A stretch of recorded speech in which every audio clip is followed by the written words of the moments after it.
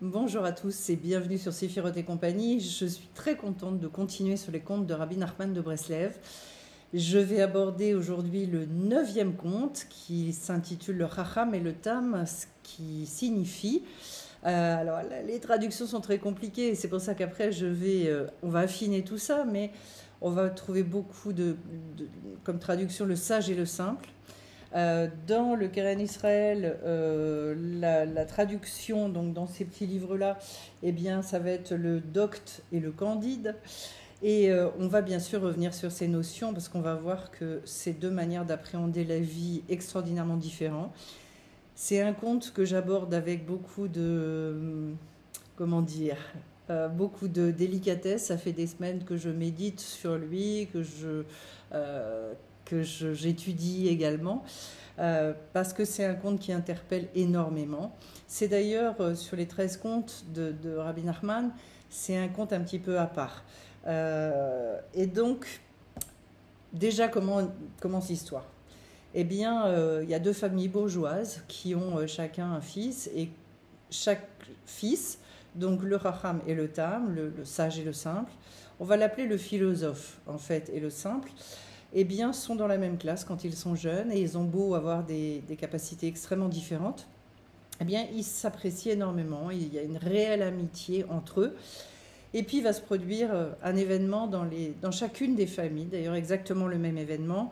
On nous dit le temps passant, les deux bourgeois, donc des familles bourgeoises, des familles qui avaient une tradition, qui étaient implantées, qui je dirais, menaient leur vie, avaient trouvé une direction, et bien finalement commencent à voir leurs affaires péricliter, et puis ils dégringolent tellement bas que finalement ils deviennent pauvres, ils finissent par tout perdre, et il ne leur reste à chacun que leur maison.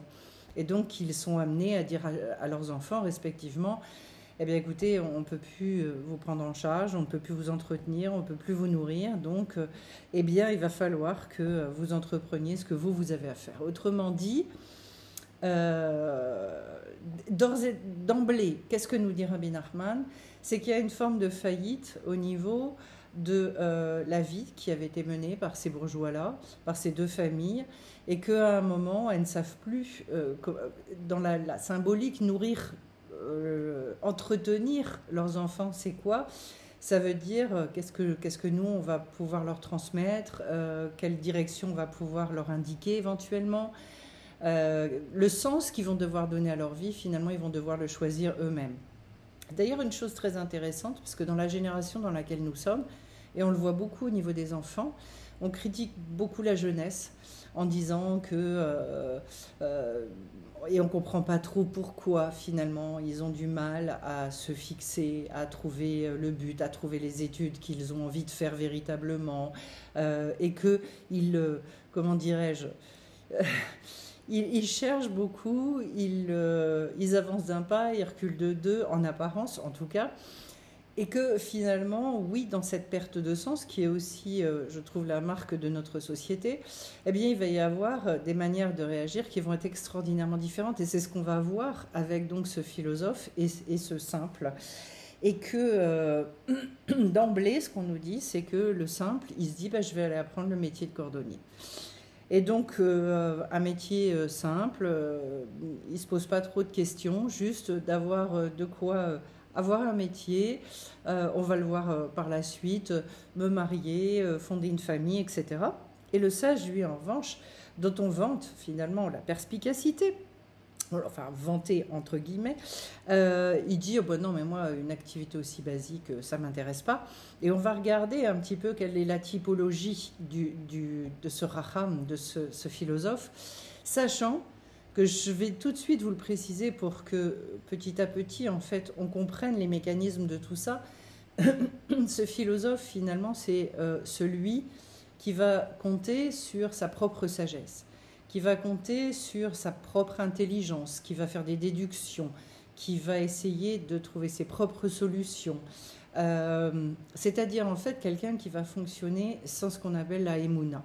C'est-à-dire aucune confiance, si ce n'est je base toute ma confiance sur mes propres capacités, sur mon intelligence, et c'est avec ça, ce sont les outils que j'ai à l'intérieur de moi, je vais utiliser pour finalement trouver du sens à ma vie, faire plier finalement aussi les événements de la vie à ma volonté et arriver à ce que je veux obtenir. Et on va voir en fait dans tout ce qui se passe dans cette démarche, puisque tout le début du conte nous raconte, nous narre sa démarche et comment est-ce qu'il va commencer dans la vie et avancer. Et donc en fait, première chose qui se dit, c'est de toute façon il faut que je voyage, il faut que je vois le monde, c'est-à-dire beaucoup de curiosité, une envie finalement de chercher au travers de toute cette confrontation au monde extérieur, ce qu'il pourrait faire, et c'est ce qui nous est dit. Je vais aller voir, je vais aller observer un petit peu, et puis selon ce que je vais tirer comme conclusion, eh bien, je vais m'inscrire dans quelque chose. Et donc, au début, qu'est-ce qu'il fait? Comme toutes les personnes qui démarrent dans la vie, il déambule. Alors là, c'est parce que c'est à une période spécifique, il déambule au marché. C'est-à-dire, c'est quoi l'équivalent du marché? C'est le monde économique. Et donc, ce sont tous les endroits où on cherche du travail, etc. Et il voit effectivement une calèche qui est sur le point de partir. Alors il s'adresse aux commerçants, donc tout de suite effectivement je vais vers ça, et il lui demande d'où êtes-vous, de Varsovie, où vous dirigez-vous à Varsovie. Et il dit écoutez, peut-être que vous avez besoin de serviteurs, si vous voulez je viens avec vous, vous m'embarquez, et puis voilà. Et effectivement ça se fait. Ils le prennent avec eux, c'est-à-dire en fait, tiens, j'ai l'opportunité d'avoir tel travail, allez hop, je pars. Et puis il s'investit vraiment, il les sert avec beaucoup de sérieux, etc. Et puis quand il arrive à Varsovie, qu'est-ce qui se passe? Comme il était, nous dit le conte, perspicace, c'est-à-dire qu'en fait il était toujours à l'affût, il était toujours en train de rechercher mieux. Et donc il se dit, maintenant que je suis de toute façon à Varsovie, qu'est-ce qui fait que je dois me lier à eux? Peut-être que je vais trouver une meilleure place. C'est-à-dire une recherche en fait de toutes les opportunités, toujours la meilleure opportunité, c'est-à-dire aussi une volonté d'évolution au niveau professionnel. Et donc finalement il s'en va au marché et puis il reprend d'autres renseignements, il recherche à nouveau et puis voilà, pour savoir s'il y avait mieux que ce qu'il proposait. Et puis effectivement, il commence à se rendre compte qu'en fait, se maintenir dans ce travail avec les commerçants, c'est difficile parce qu'en fait, le commerce, il implique de parcourir tout le temps de grandes distances. Donc, en fait, il commence à voir aussi les désagréments du travail qu'il avait accepté. Et que du coup, il va plutôt vers les boutiques, les gens qui déambulent sur le marché. Et puis, il commence à regarder finalement qui est extrêmement bien habillé, où est-ce que ça brille, où est-ce que finalement il y avait des gens qui avaient toute espèce de charme. Vous savez, les charmes, c'est toutes ces bricoles qu'on mettait dans les chapeaux, dans tout ça, pour pouvoir finalement remarquer les gens qui étaient riches. Et donc, on le dit, pour lui, qui était perspicace et d'esprit vif, la chose parut droite à ses yeux. Et parce qu'il s'agissait d'un sujet plaisant, c'est-à-dire effectivement, on lui propose donc un travail à cet endroit-là. Il se dit, c'est génial, c'est tout proche de là où j'habite. Donc vous voyez, ça y est, après cette première expérience, j'en ai une autre où finalement, je me rends compte que ça va me permettre de rester un petit peu, de me poser un peu, et donc, qu'est-ce qu'il fait? Eh bien, en fait, il va voir les premières personnes qui l'ont embauché. Il dit, écoutez, merci beaucoup, mais en fait, je suis plus satisfait de travailler pour vous. Et il leur dit en même temps quelque chose. Il dit, écoutez, de toute façon, étant donné que je vous ai servi pendant le voyage, en fait, on se doit rien. On se doit donc à ciao. Moi, je m'en vais. Et puis, il s'engage donc finalement vis-à-vis d'un autre bourgeois.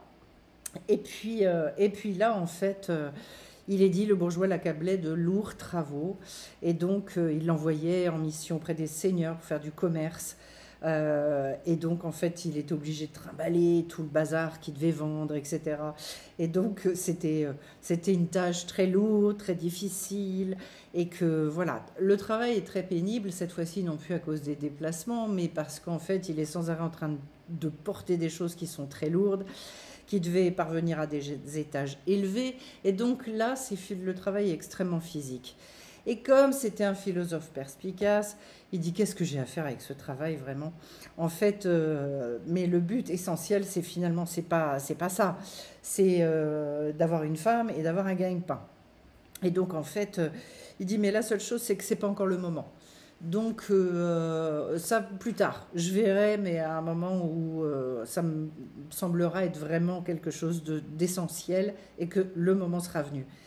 Et donc, euh, et donc ça y remet à plus tard. Et il dit à présent, je dois continuer à parcourir le monde, visiter des pays et me rassasier mes yeux de tout ce que le monde offre. Et donc, il rencontre encore d'autres personnes. Et puis, on lui propose de l'amener à Livourne. Donc, il embarque pour l'Italie. Et puis, de là, il part pour l'Espagne. Et puis, les années passent. Et donc, en fait, on dit, bah, ça lui a permis d'être encore plus sage, c'est-à-dire encore plus philosophe, parce qu'en fait, il avait visité de nombreux pays. Donc, en fait, il observe, il regarde tout un tas de choses, il en tire des conclusions, etc. Et puis, il se dit à présent il convient de diriger son regard vers le but. C'est-à-dire, bon, ben maintenant, j'ai beaucoup baroudé, j'ai vu plein de choses, mais je dois réfléchir et maintenant, qu'est-ce que je vais véritablement entreprendre? Et il se dit, bah, je vais commencer à apprendre le métier d'orfèvre. Parce que c'est un beau, grand travail, ça implique une certaine sagesse, et puis surtout, c'est une activité qui est richement rémunérée. Alors, toujours la même chose, comme c'est quelqu'un qui a de grosses capacités, au lieu de mettre plusieurs années à devenir un orfèvre hors pair, et bien finalement, en 3 mois, il a son certificat de maître artisan, il devient un très grand orfèvre, très expert dans son métier, il dépasse même l'artisan qui l'avait formé. Et puis une fois qu'il a ce métier-là, il se remet à réfléchir. Et il se dit, bah oui, c'est vrai, je possède un très beau métier, c'est vrai, mais malgré tout, en fait, je ne vais pas me contenter de ça. Alors retenez bien ce mot-là, c'est-à-dire je ne vais pas me contenter de cette chose-là, j'ai un beau métier, mais... Donc il y a toujours ce mais qui arrive. Il dit aujourd'hui c'est quelque chose de prestigieux, mais peut-être qu'à l'avenir, c'est quelque chose qui va... En fait, c'est quelque chose d'autre qui va être apprécié et que le métier d'orfèvre va être complètement déprécié. Donc finalement... Ouh là là, mais il y a déjà certaines craintes, certaines peurs dans l'avenir. Donc finalement, dans sa tête, ce que l'on voit, ce philosophe, c'est quoi? C'est déjà qu'il n'y a aucune certitude, que finalement, comme il a beaucoup vu, il a beaucoup observé, et qu'il se rend compte qu'en fait, il n'y a jamais rien de sûr. Donc on ne sait jamais dans le doute et qui va chercher déjà à multiplier les choses pour se rassurer, pour j'allais dire se blinder comme on dit. Et donc cette fois-ci il va s'inscrire, il va chez un joaillier. Et puis comme pareil, il a une intelligence redoutable, etc. De la même manière, il obtient la qualification de joaillier en un temps record. Et donc pareil, en 3 mois, hop, c'est torché. Et puis, ça lui suffit toujours pas. Donc, il continue à réfléchir. Et puis, cette fois-ci, avec toute sa philosophie, il se dit, oh là là, mais je possède 2 métiers, c'est vrai, ouais, c'est vrai.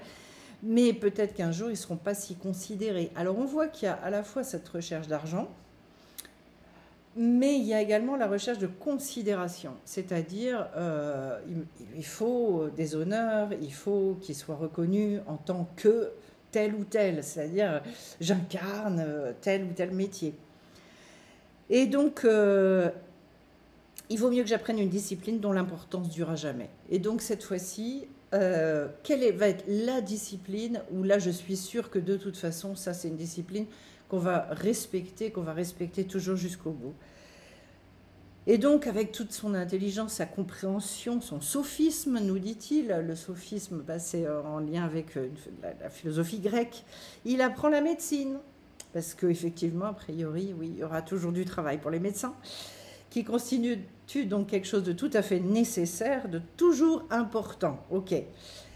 Et puis, bah, comme le cursus pour étudier la médecine nécessite d'abord d'apprendre la langue latine, l'écriture, et puis toutes les sagesses relatives à la philosophie, etc., de la même manière, il s'ingurgite tout ça, il avale, et devient un très grand docteur, un philosophe, un sage, versé dans toutes les sciences. Donc finalement, on se dit, voilà, un homme complet. Et qu'est-ce qui se passe à ce moment-là? Et c'est absolument énorme. avec toute cette sagesse, toute cette philosophie, tout ce savoir accumulé, le monde commençait à apparaître à ses yeux comme sans valeur. C'est-à-dire, j'ai tellement de sagesse, tellement de sagesse, qu'à un moment donné, tout devient relatif. C'est-à-dire, j'ai appris ça, puis j'ai appris ça, puis j'ai appris ça, mais face à la vie véritablement, mais ma connaissance, elle va se heurter à quelque chose j'allais dire, de foudroyant. C'est-à-dire que la vie va prendre un malin plaisir à montrer aux philosophes, à cet intelligent-là, que finalement toutes ces connaissances, ça ne le comble pas, ça ne le rassure pas, ça le maintient dans le doute, et que donc, eh bien, tout ce qu'il a appris, tout ce qu'il a acquis, oui, c'est sans valeur en fait. Et le monde qui est à l'extérieur, finalement, commence à se déprécier. Parce qu'il ne voit que cette sagesse-là. Lui qui était un si grand artisan, un sage, un médecin hors pair, tout ça.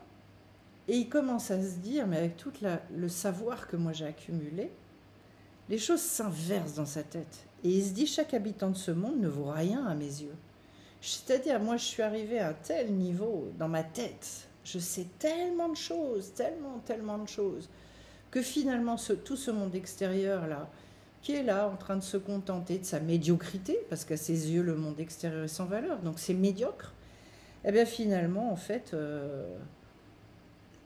il commence à se sentir complètement à part, complètement isolé.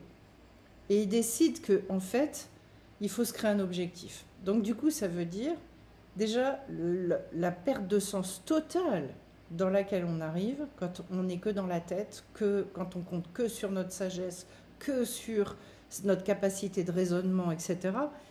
C'est d'ailleurs comme ça que des grands courants de pensée, comme le nihilisme, comme tout un tas de personnes, qui au demeurant ont écrit des livres, pas toujours brillants d'ailleurs, mais en tout cas avec des formules assez pompeuses, assez...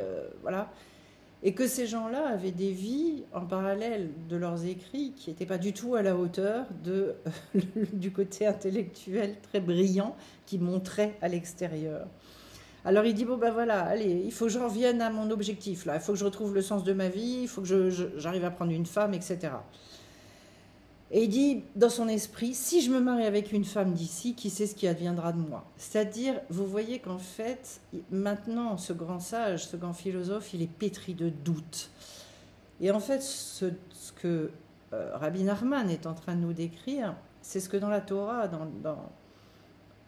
c'est ce qu'on appelle Amalek. Amalek, c'est un personnage qui finalement vient toujours attaquer le peuple hébreu au moment où le peuple hébreu est dans le doute. Et c'est pour ça qu'en fait, Amalek a la même valeur numérique dans les lettres hébraïques que le mot doute, safek. Et donc en fait, avec toute cette intelligence redoutable, avec toute cette envergure de cet homme, eh bien on s'aperçoit qu'en fait, tout est dans des raisonnements. Alors peut-être, alors maintenant je vais me créer un objectif. C'est toujours avec sa volonté, avec sa force et son intellect qui réfléchit. Il n'y a rien là-dedans qui vient du cœur, on s'en aperçoit. Hein. C'est-à-dire, je ne me sens pas bien finalement, je sens que j'ai des carences, j'ai des doutes, des désécurisations. Peut-être que si je prends une femme, eh ben voilà. Mais si la femme que je choisis, elle est d'ici, oulala, qu'est-ce qui va m'arriver? Bon. Donc finalement, je vais retourner chez moi et je vais aller prendre une femme là-bas. Parce que comme ça, en plus, on va voir ce que je suis devenue. C'est-à-dire qu'avant, j'étais qu'un jeune homme, et puis maintenant, je suis parvenue à une telle grandeur, nous dit le conte. C'est-à-dire, en fait, la première chose, finalement, un des premiers écueils que l'on voit dans ce mode de fonctionnement, c'est que finalement, c'est l'orgueil, c'est toute la recherche des honneurs.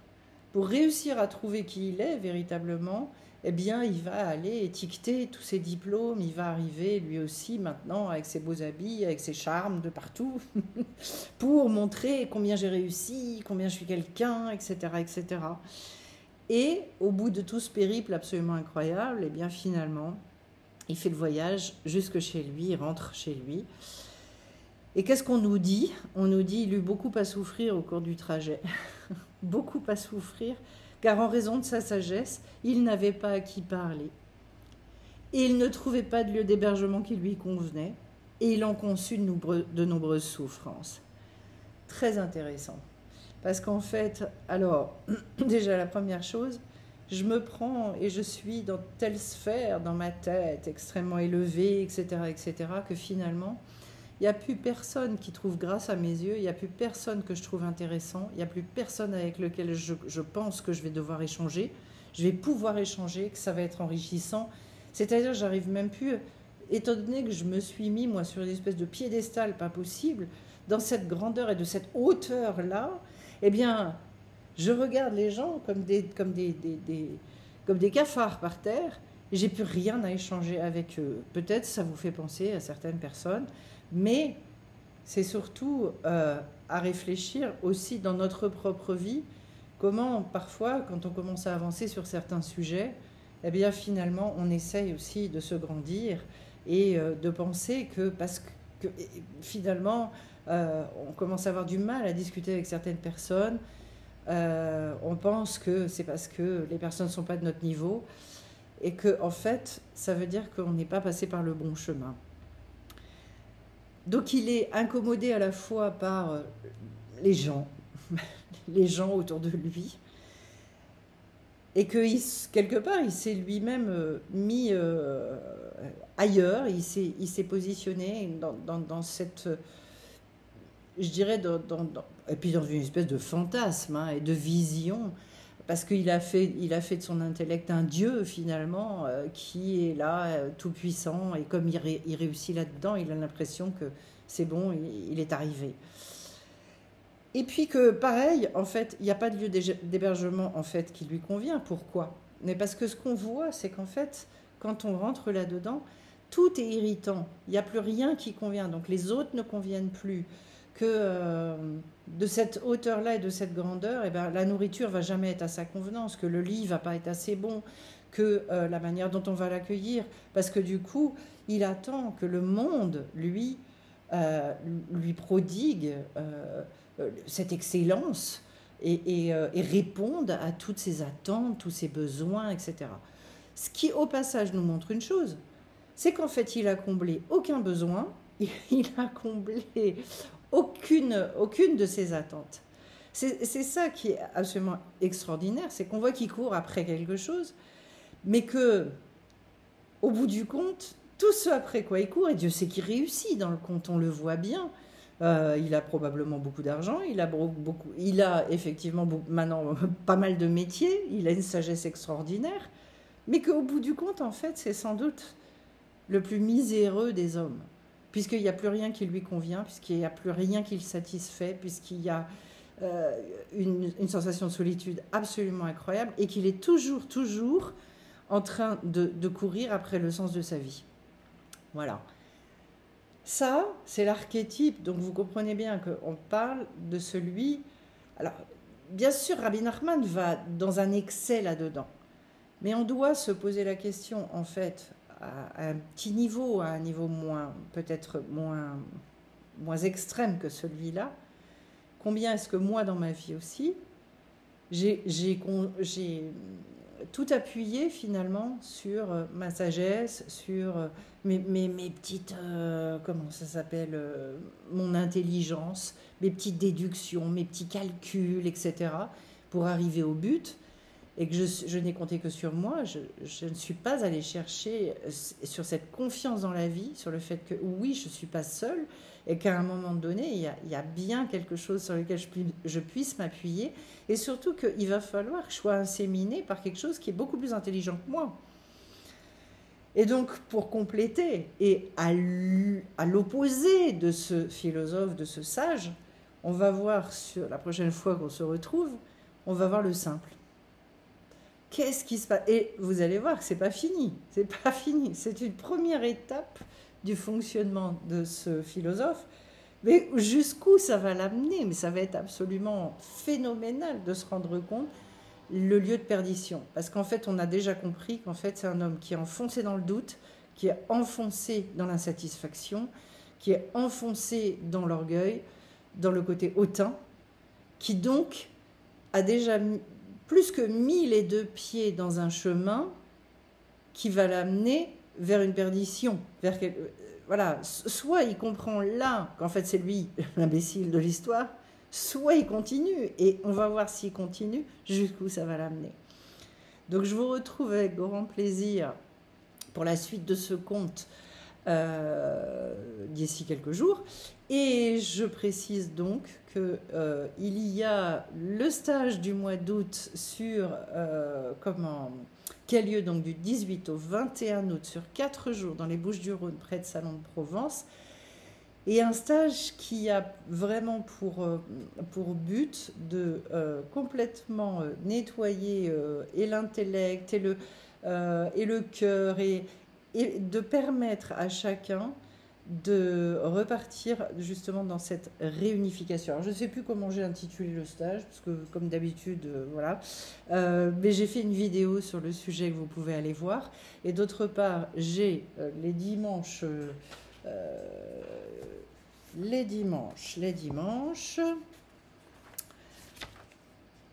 en juillet. Donc, c'est le dimanche 13 et le dimanche 20 du coaching de groupe autour de dépasser ses peurs. Voilà. Donc, je vous retrouve bien vite sur la chaîne. Merci à tous ceux qui me laissent des petits commentaires, des likes, et on continue très bientôt.